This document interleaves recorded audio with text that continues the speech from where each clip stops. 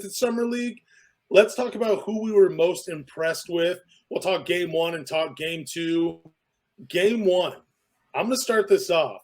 Who I was most impressed with, and I'm going to give it to Asor Thompson. I wanted to say James Wiseman, but we can talk about him too after this game one. But Asor Thompson not having a single play drawn up for him, still finished with I think 8 points, 9 rebounds, 3 blocks. I'm not sure about the assist. I think it was like either 2 or 3. But overall, just a well-rounded game. Showed every tool in the tool belt. Looked confident. I mean, he even used his left hand on a drive. Smart cuts to the basket. I love the one part of his game that I was just so impressed with is his rebounding. And not just the total number of rebounds, but how he was in the trenches fighting for him. He has a nose for the ball. There was a long rebound. Fifth picks don't hustle like that. And he was hustling right after it. I love that skill from Asor Thompson. He just impressed me so much because everybody that's listening to this podcast and watching on YouTube, you know that I was a little lower on the Thompson twins because they were coming out of the OTE. Boy, was I dead wrong. I know it's only Summer League and we don't want to get too hyped too early, but yeah, he impressed me the most after game one, man. But what about you, Anthony?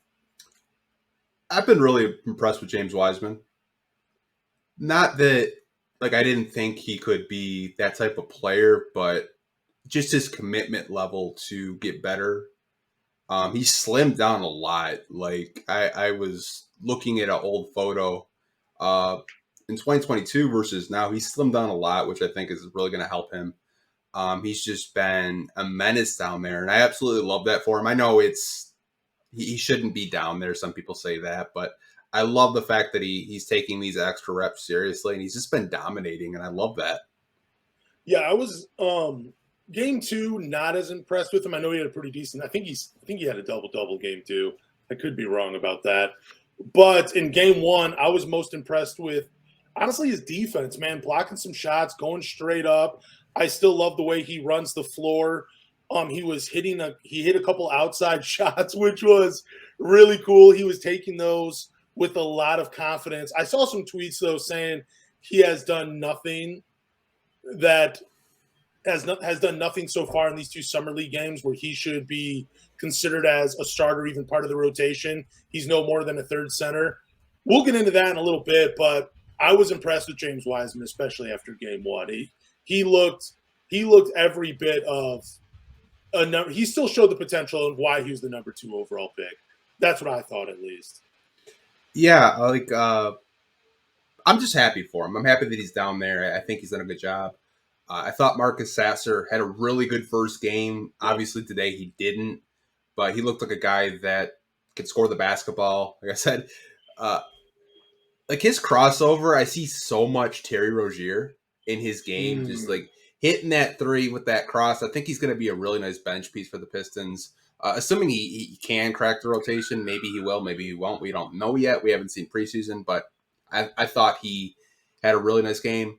Asar, I loved his first game. He, like you said, he didn't really have any plays drawn up for him, but he just made really smart basketball decisions, seemed really under control, didn't really try to force anything. And the only thing that I will say that is concerning is the shooting, but we knew that coming into the draft that was not his strong suit. He wasn't known as a shooter, but I think that's something he can work on. I know Overtime Elite had posted a 20-minute workout drill of him working with Kevin Ali. If you guys haven't watched that yet, I do encourage you to watch it. You can kind of see what kind of kid he is and what to expect out of him. I think Troy drafted the right guy, obviously, but the shooting just isn't there yet. But I will be patient and be hopeful that he can develop into a respectable shooter eventually. Yeah, I think he had 2 air balls tonight, but it didn't stop him from taking shots. It didn't stop him from playing his game. We've seen before NBA players miss a few shots, maybe throwing an air ball in there, and you can visibly see how upset they get and how it affects them for the rest of the game. Asor Thompson, he kind of looked like a veteran out there just a little bit. And I mean, I talked about it before we got into the opening conversation was, his defense, man. His defense is just that's huge, man. I know you did want to talk about what was it, disappointments maybe in the summer league or Least impressed with in the summer league. Oh, okay. I'll let you go first. As I know there's probably a player you're looking at. You're like, man, this guy was trash.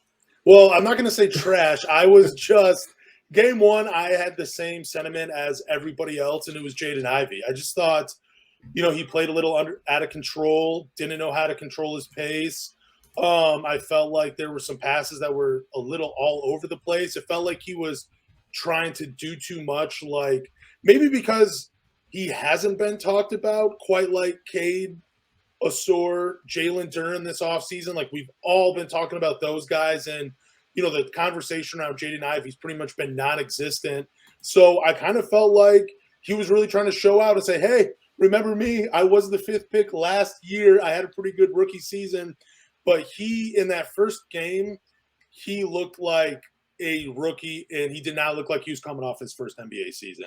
Because we have talked plenty of times and given him his praise on this podcast, how he impressed us and just improved so much from game one to the last game of the season, like learning how to play control, playing under control, learning how to play, control his pace. The 3-point shooting was there. The playmaking had gotten better. He's averaging like 7 assists towards the end of the season, I think in that last month of the NBA season. So I don't know. I was a little disappointed with the way he played in game one. But what about you? Who are you least impressed with?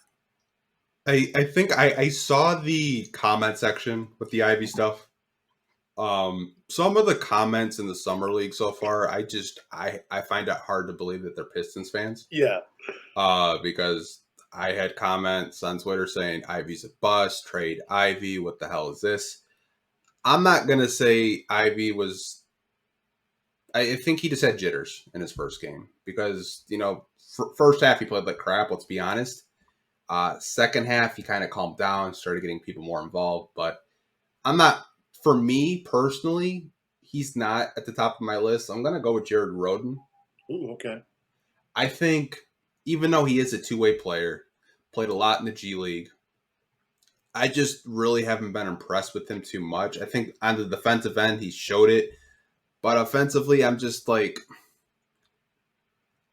I just want more because I've covered a lot of his G League games, and I know he's a better player than that. I just think he's forcing shots. He's just not locked in offensively. But for me, that's the one player that I'm looking at. I'm like, I know you're a better player than you're playing right now. Okay. Yeah, I would say, too, in game two,